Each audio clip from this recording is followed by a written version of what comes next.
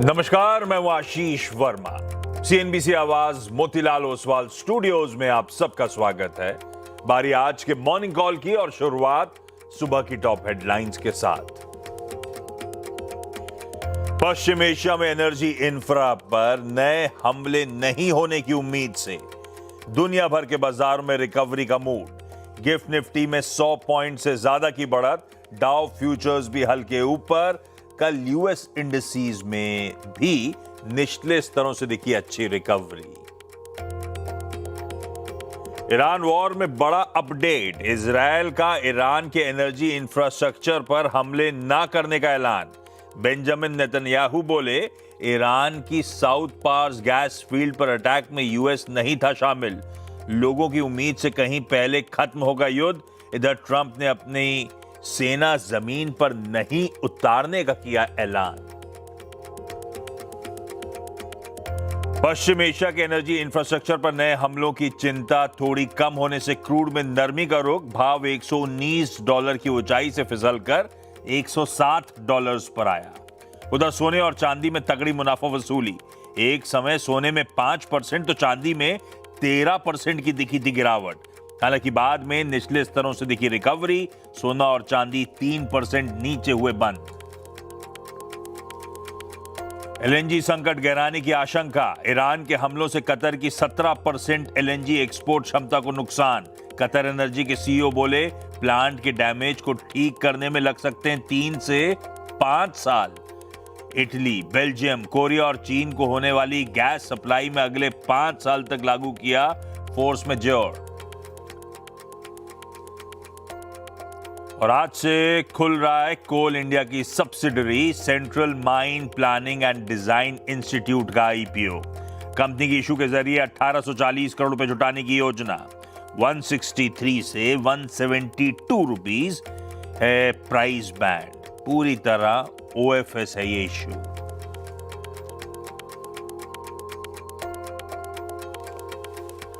चलिए, शुक्रवार की सुबह इस कारोबारी हफ्ते का लास्ट ट्रेडिंग सेशन और बढ़िया मक्खन जैसा जा रहा था ये हफ्ता। वो था ना, हमने सोचा था मुनाफा घर ले जाएंगे बटोर कर, पर बाजार ने चाकू चला दिया दिल और पोर्टफोलियो दोनों तोड़कर। इस हफ्ते का निफ्टी का परफॉर्मेंस आपकी स्क्रीन पर आएगा। 3 दिन मंडे, ट्यूसडे, वेडनेसडे बढ़िया मूड था। इनफैक्ट और उसके बाद कल का ट्रेडिंग सेशन की दिक्कतें तो स्क्रीन पर है। पिछले 3 दिनों की तेजी एक सेशन में हवा होती हुई नजर आई। लास्ट 3 ट्रेडिंग सेशंस मंडे से वेडनेसडे के बीच में 626 पॉइंट बटोरे थे हमने। 750 पॉइंट कल एक सेशन में गवा दिए। इस तरह की दिक्कत थी। एक तरफ क्रूड का झटका था तो कह लीजिए एक तरफ एचडीएफसी बैंक का तड़का था। दोनों ने सरदर्द करा। खड़े हैं अब बहुत क्रिटिकल 23,000-22,900 के जोन्स के आसपास, क्योंकि मंडे से जो मोमेंटम की शुरुआत हुई थी वो इसी जोन से हुई थी। मेक और ब्रेक लेवल्स हैं कईयों के हिसाब से। अब टिक गए तो उसके बाद बाजार चलेगा, उसकी तो गारंटी नहीं है, पर मामला गड़बड़ाया और ये टूटा तो रब रखा। स्ट्रक्चरली क्योंकि काफी वीक है भारतीय बाजार और कोई भी पुल बैक में तगड़ी सप्लाई का ओवरहैंग है, ये दिक्कत है। गिफ्ट निफ्टी कह रहा है आज थमेंगे। कल सुबह तो बहुत दिक्कत वाला था। कल गिफ्ट निफ्टी कह रहा था 500 550 पॉइंट इसी समय दबाव में। आज कम से कम आधे % मजबूती के साथ 125 अंक बढ़त के साथ कामकाज की शुरुआत हो रही होगी।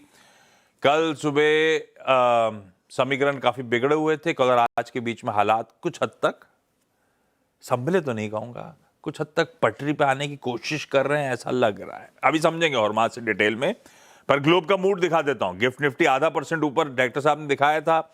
हमारे एशियन पियर्स जो इस समय कामकाज शुरुआत कर, डायरेक्टर साहब स्क्रीन क्विकली घुमाया करिए।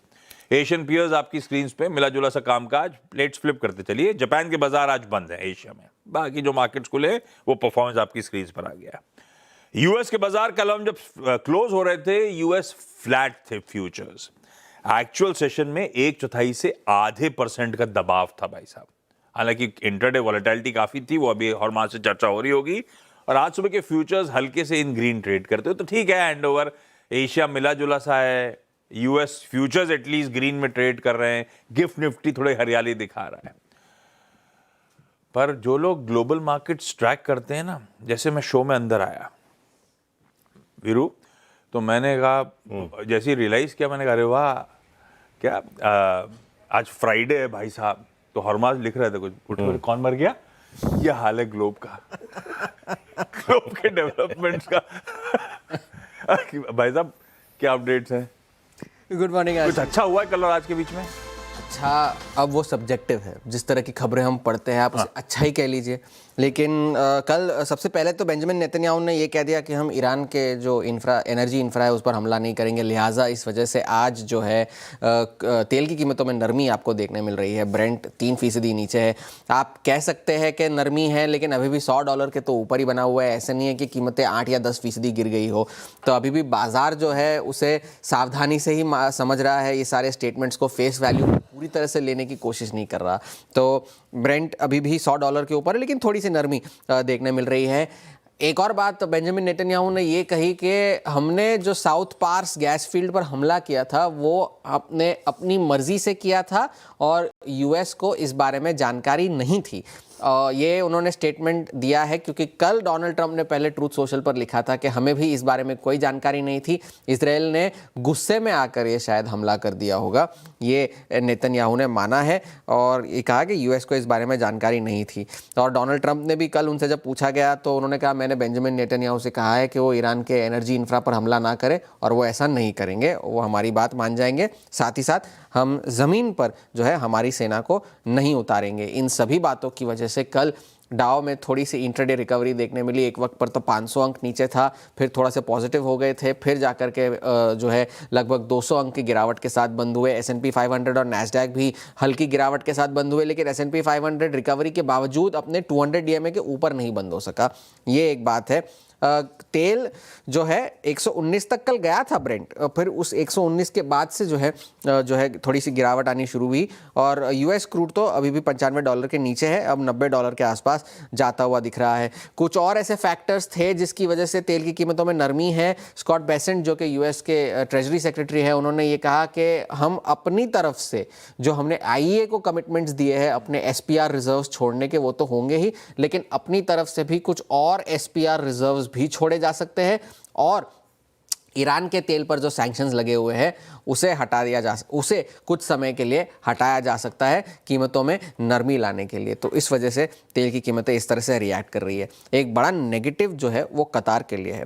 कल कतार एनर्जी के CEO जो है साद अल काबी, उन्होंने रॉयटर्स को एक इंटरव्यू में ये कहा कि जो हमले हुए हैं हमारे ठिकानों पर, उस वजह से हमारा 17% LNG एक्सपोर्ट कैपेसिटी जो है वो डिस्ट्रॉय हो चुकी है और ये जो सारे डैमेज्ड फैसिलिटीज़ है उन्हें रिपेयर करने के लिए 3 से 5 वर्षों का समय लग सकता है और इस वजह से उनके जो है पूरे एक्सपोर्ट्स जो है लगभग 24% गिर सकते हैं। LPG 13%, नाफ्ता और सल्फर 6% और हीलियम जो है 14% गिर सकती है। ये उन्होंने अनुमान लगाया है।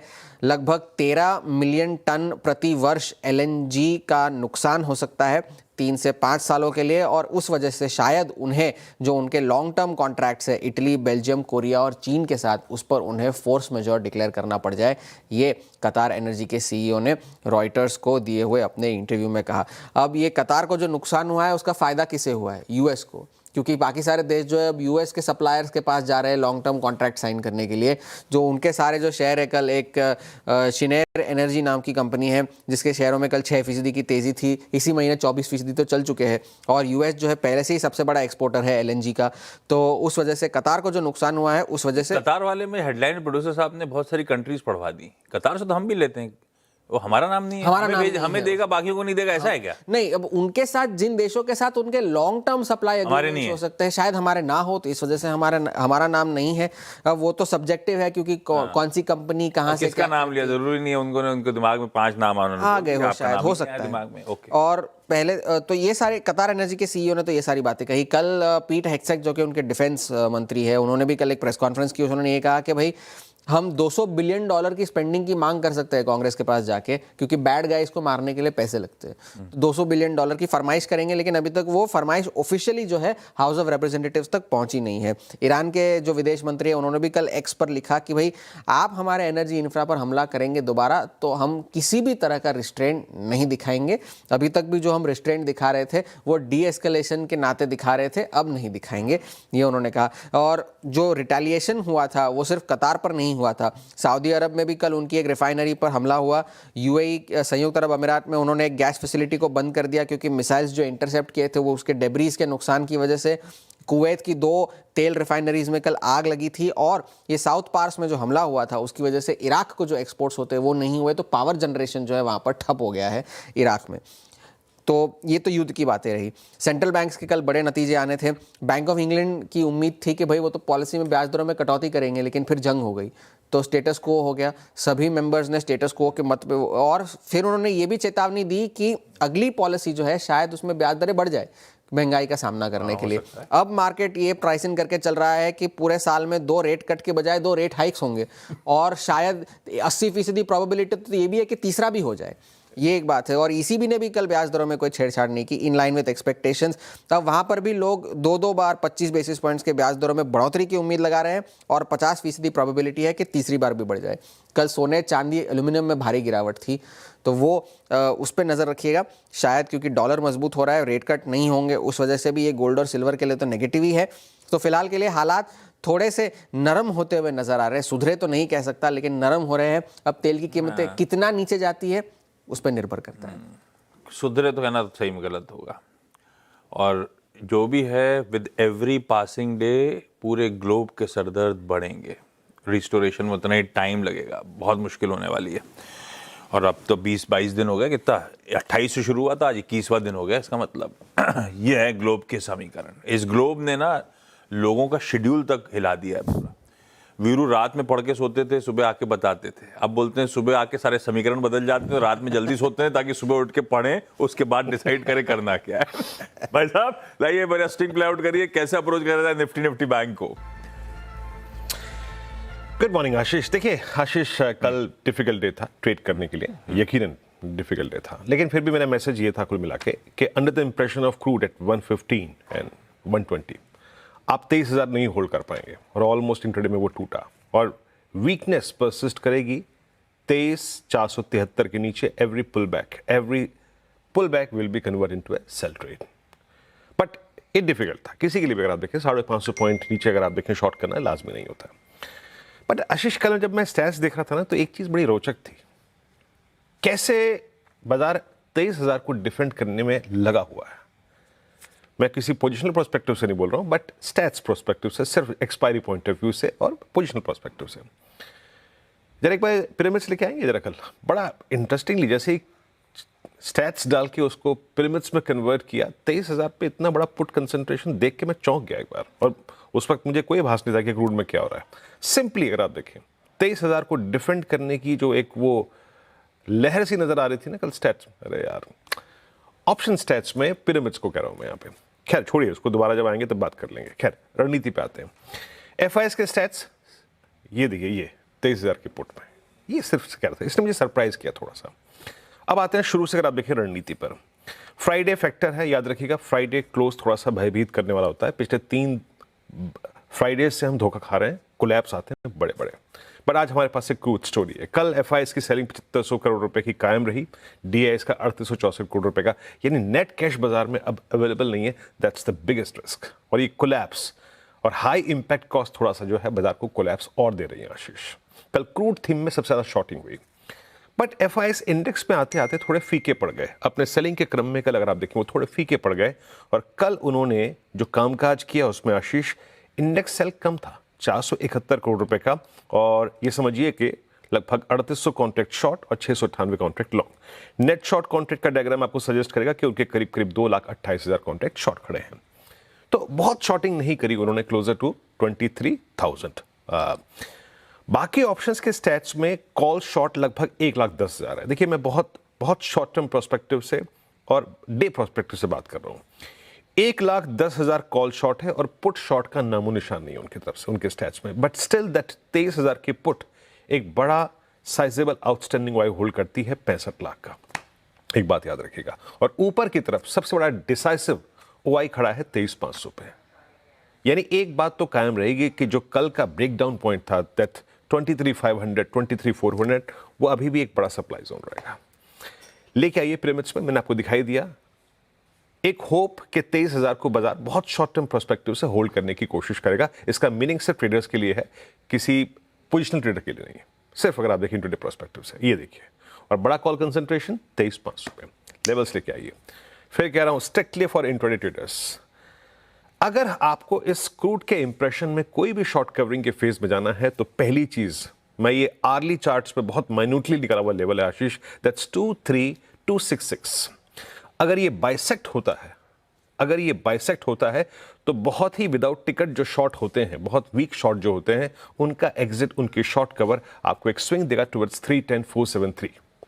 बट याद रखिएगा, till the time you are below 473.540 आप स्केप्टिकल एनवायरनमेंट पर रहेंगे, फियर ऑफ कोलैप्स परसिस्ट करेगा, and specially considering the fact it's Friday. But अगर आप किसी भी सर्कमस्टेंसेस में आज या कल या फिर सोमवार को या फिर मंगलवार को इस क्लस्टर को बाइसेक्ट करते हैं तो 540 के बाद 778 738 का क्लस्टर खुला हुआ है, जो कि हमारा परसों का स्विंग हाई भी था।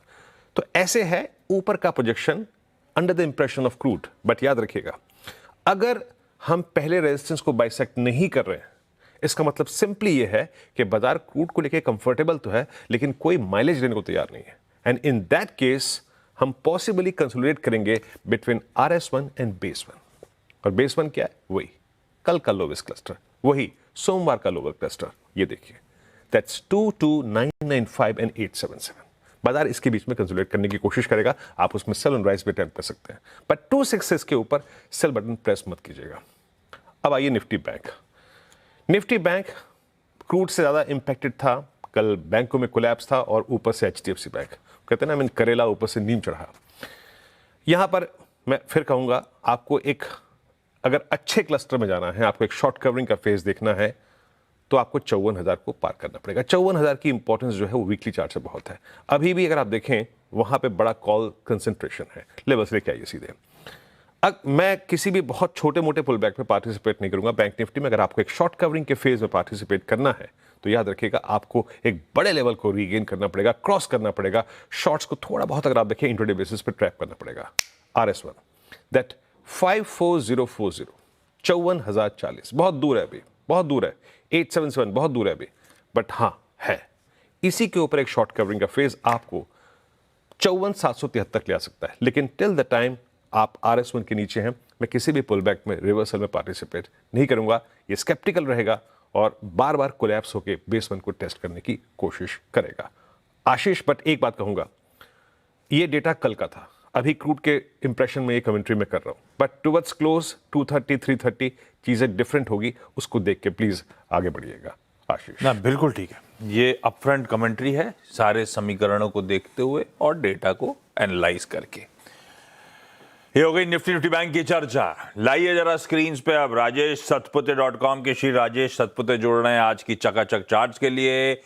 भाई साहब, गुड़ी पड़वा की आपको खूब खूब बधाई। आज के प्रेफर्ड पिक्स कौन से हैं? Happy Gudi Padwa and morning Ashish ji, Viren good morning and morning everyone. Ashish ji देखिए, ओवरऑल बाजार देख के एक बाय और एक सेल के साथ शुरुआत करूंगा। बाय ऑब्वियसली एक एनर्जी सेक्टर ही मुझे थोड़ा बेटर लगता है, उसमें से JSW एनर्जी। JSW एनर्जी इसलिए क्योंकि it is holding well about cluster, जो करीबन 500-505 के आसपास है। तो सुबह में जो भी डिप मिलता है 500 के आसपास, that will be a buying opportunity. और हमने देखा पिछले 5-6 दिनों में बाजार में इतनी उठापटक है, लेकिन इसने अपना 500 का लेवल तोड़ा नहीं। दैट्स व्हाई आई सेड कि 500 के ऊपर ये बाय बनता है। 495 का स्टॉप लॉस होगा, 525 530 ये इसका स्विंग का टारगेट होगा। सेकंड जो रहेगा that will be a sell call, और वो सेल कॉल होगा सीमेंस। आशीष जी, कल हमने आज सीमेंस में एक सीरियस ब्रेकडाउन देखा। इसने अपना 200 DMA जो है करीबन 3150 के आसपास है, उसको तोड़ा with rise in volume and gain in open interest. जिस तरह से पैटर्न बन रहा है, it's a bearish pattern, it's a head and shoulder price formation breakdown. तो कोई भी उछाल मिले तो उसमें सीमेंस बेचे, गैप डाउन होता है तो मत बेचिए, उछाल पे बेचे। तो सीमेंस का जो टारगेट है वो है 2960 का, और जो स्टॉप लॉस कल का क्लोज है 3055 का। तो हमें जो स्टॉप लॉस मेंटेन करना है वो 3100 का होगा। सो 3100 के स्टॉप लॉस के साथ सीमेंस बेचना है 2960 का टारगेट। परफेक्ट है। जेएसडब्ल्यू एनर्जी खरीदारी और सीमेंस में बिकवाली। आपको फिर से गुड़ी पड़वा की बधाई। थैंक यू, आपको भी। ये बार बार जो कर रहा हूं, मैम के हाथ की इस बार की पूरन पोली दिखी नहीं है मुझे। हाँ, नहीं ओके, तो ओके। 8 बजे पैनल में फिर से होंगे सतपुते साहब, तब बातचीत आगे बढ़ाएंगे। कंचन के पास चलते हैं आज के इंपॉर्टेंट स्टॉक्स न्यूज के लिए। कंचन बताएं। Good morning. ट्राई का देखिए डेटा आया जिसके चलते जियो, एयरटेल और वोडाफोन आइडिया आपके फोकस में होना चाहिए। जियो ने अपने एडिशन किया है 24.5 लाख नए कस्टमर्स का, एयरटेल ने 44 लाख, वहीं वोडाफोन आइडिया ने 4 लाख कस्टमर्स को गवाया है। एम्बर एंटरप्राइजेस फोकस में बिकॉज राइट इशू से 328 करोड़ जुटाने की बोर्ड को मंजूरी मिल गई है। टीसीएस फोकस में रखना है बिकॉज यहाँ पे एबीबी के साथ कंपनी ने पार्टनरशिप की है। विप्रो कंपनी ने गिफ्ट सिटी हब लॉन्च किया है। साथ ही टाटा एलेक्सी भी फोकस में, global offshore development centre company ने लॉन्च कर दिया है। वहीं NTPC because octopus energy group के साथ एमओयू जो है वो साइन किया गया है। रखिए सारे स्टॉक्स रडार पे, बाद में फिर से कर दूंगा, लेकिन एक बार 12:30 के शो का टीजर दिखा देता हूं। आज 12:30 जो स्पेशल होगा उसका टीजर है, वो आपकी स्क्रीन पर आ जाएगा। उसके साथ छोड़े जा रहा हूं ब्रेक के उस पर। जब लौट के आऊंगा तो आज की कमोडिटी, ये देखिए, ब्रेक के बाद आप सबका स्वागत है। तब और आपकी सेकंड प्लेट क्विकली स्क्रीन पर आएगी। हाँ, कच्चा तेल सबसे इंपॉर्टेंट वेरिएबल है इस समय। कल उसी ने सरदर्द करा था, हम छोड़ के गए थे 115 के आसपास। हाँ, 115, 116, 105, 107 तो सुबह था। फ्रेश जरा कच्चे तेल का भाव फायर करिएगा, मेरे ख्याल से 105 के आसपास इस समय ट्रेड कर रहा होगा। हाँ, नीचे आ गया तो क्रूड करेक्ट कर गया और भी ज्यादा, लेकिन ठीक है, अभी भी 100 के ऊपर है, ये भी ध्यान रखना है। वैसे बाकी सोना चांदी वगैरह जो मेंशन हो रहा था, कल इंटरडे में खूब दबाव आया था, उसके बाद रिकवर हो गए। फिर भी कुछ हद तक दबाव को डाइजेस्ट करना है हमको सोने में। कमाई कैसे होगी मनोज जी बताएंगे। मनोज सर, धुरंधर देख ली क्या? नहीं देखी सर, अभी पहली वाली देखी थी क्या? पहली वाली देखी। हाँ, तब ठीक है, अभी तो मैंने भी नहीं देखी है। खैर मनोज सर, आज के पिक्स कौन से? गुड मॉर्निंग आशीष जी। सबसे पहले तो आपको और सारे व्यूवर्स को गुड़ी पड़वा की बहुत बहुत शुभकामनाएं। कल हमने न सिर्फ कमोडिटी बल्कि ग्लोबल फाइनेंशियल मार्केट्स में एक बड़ी सुनामी देखी थी, और हमारा मानना है कि आज यहाँ पे थोड़ा सा जो है पुल बैक मार्केट में देखने को मिलेगा। स्पेशली जो डॉलर इंडेक्स करेक्ट हुआ है तो उसका असर यहाँ पे गोल्ड सिल्वर में एक पॉजिटिव रूप में देखने को मिलेगा, और इसको एक बाउंस बैक ही समझना चाहिए। हमारा मानना है कि $4,770 तक सोना फिर एक बार जा सकता है इंटरनेशनल मार्केट में, और भारतीय बाजारों में लगभग 1,47,000। अगर ज्यादा गैप अप ओपनिंग होती है तो फिर वहां बाय नहीं करना है। डिप्स में यहाँ पे गोल्ड में बाय कर सकते हैं 1,44,800 के स्तर पर गोल्ड मिनी कॉन्ट्रैक्ट में। स्टॉप लॉस 1,44,400 का रखना है। 1,44,000 के नीचे का रखना, और लक्ष्य यहाँ पे 1,46,200 और 1,47,000 के रख सकते हैं। क्रूड में हमने एक यहाँ पे गिरावट देखी है, जो यूएस की तरफ से ईरानियन ऑयल को अनसैंक्शन करने की बात कही गई है, लेकिन अभी भी यहाँ पे जो स्ट्रक्चर है वो काफी पॉजिटिव है। हमारा मानना है कि कच्चे तेल में निचले स्तरों से फिर रिकवरी देखने को मिल सकती है। 8,650 के स्तर पर अप्रैल वायदा बाय करना चाहिए। 8,470 का स्टॉप रखना है और टारगेट 9,000 के रहेंगे। कच्चा तेल उछलेगा भैया, खरीदने का मन बना लीजिए, और साथ में सोने में भी खरीदारी करने का कॉल है। Manoj sir, thank you so much जुड़ने के लिए, बढ़िया पिक शेयर करने के लिए सुबह सुबह। क्विकली आज का इवेंट्स कैलेंडर, फ्राइडे का दिन है, कई सारी चीजों पर रिएक्ट करना है। सेंट्रल बैंक के एक्शंस वगैरह हॉर्माज ने बता दिया आपको। एक चीज और है, आईटी दिग्गज एक्सेंचर के नंबर्स पे भी रिएक्ट करना है। एक्सेंचर का स्टॉक कल 4-4.5% ऊपर था, यानी नंबर अच्छे लगे बाजार को। वैसे नंबर अच्छे थे, गाइडेंस, कईयों की एक्सपेक्टेशन, गाइडेंस अपने आप पे तो इंप्रूव करी, पर स्ट्रीट एक्सपेक्टेशन के सामने कैसी थी उस पर आगे चर्चा कर लूंगा। पर पूरा आईटी के लिए रब ऑफ है, इंडियन आईटी के लिए, खासतौर दिग्गजों पर, तो उन पर नजर रखिएगा। ये बात अभी, अब मैं अगले शो में एक्सेंचर के नंबर्स पे आता हूं। जापान के मार्केट्स आज बंद हैं और पूरा मिडल ईस्ट बंद है by the way, Eid ul Fitr की हॉलीडेज के चलते। एंजल वन की board meet, interim dividend, Satin Creditcare की बोर्ड मीट, फंड रेजिंग, पर वो एनसीडी इशुएंस है, स्टॉक इंपैक्टिंग नहीं है। थॉमस कुक रिस्ट्रक्चरिंग करना चाहता है धंधे की, उस पर आज बैठक है। टाइमेक्स ग्रुप की बोर्ड मीटिंग है। प्रेफरेंशियल शेयर्स पे एक तो डिविडेंड के लिए डोल आउट कितना करना है, कितना क्या तो फिक्स्ड है, डिविडेंड अप्रूव करने के लिए कर लीजिए, और साथ साथ उन प्रेफरेंस शेयर्स के रिडेम्पशन के लिए भी। मेट्रोपोलिस हेल्थ केयर का एडजस्टमेंट प्ले आउट हो रहा होगा 3 for 1 के बोनस इशुएंस का, आज एडजस्टमेंट के साथ ट्रेड कर रहा होगा। एक्स डिविडेंड में आरईसी इंपॉर्टेंट है, बाकी जो है वो स्क्रीन पर आ जाएंगे। Central mine planning and design institute CMPDI का IPO आज से खुलेगा। कोल इंडिया की 100% सब्सिडरी, पूरा OFS हो रहा है। 163 से 172 रुपीस का प्राइस बैंड, 1840 करोड़ रुपए जुटाने की योजना। हालांकि एंकर एलोकेशन वगैरह फाइनलाइज हुआ था, उसकी डिटेलिंग में लेकर आता हूं थोड़ी देर में टॉप 20 में। 5 बजे शाम को हमारे वो usual weekly bank loan growth, deposit growth, foreign exchange reserves के नंबर्स आ रहे होंगे। यूरोपियन काउंसिल की कल मैंने कहा था 2 दिनों की बैठक है, कल कोई आउटकम नहीं आया, आज देखते हैं क्या निकल के आता है, क्योंकि EU लीडर्स ईरान और रीजन को डिस्कस करने बैठ रहे हैं और EU का रिस्पॉन्स क्या होना चाहिए। और आज इंटरनेशनल डे ऑफ हैप्पीनेस भी है, मुस्कुराइए यार। अच्छा, ब्रेक लूं उससे पहले, कल सैटरडे को जेरोम पावेल फेड चेयर की एक स्पीच लाइन अप है और आप सबको एडवांस में ईद मुबारक। फिर से वो टीम ने इतना बढ़िया धुरंधर का बनाया, मुझे लग रहा है धुरंधर 2 से ज्यादा हिट ये हो सकता है। पोस्टर देख के ऐसी फील आ रही है। उसी पोस्टर के साथ छोड़े जाता हूं 12:30 का बढ़िया सा टीजर। जुड़िएगा आज के आवाज स्पेशल में। ब्रेक के उस पार टॉप 20।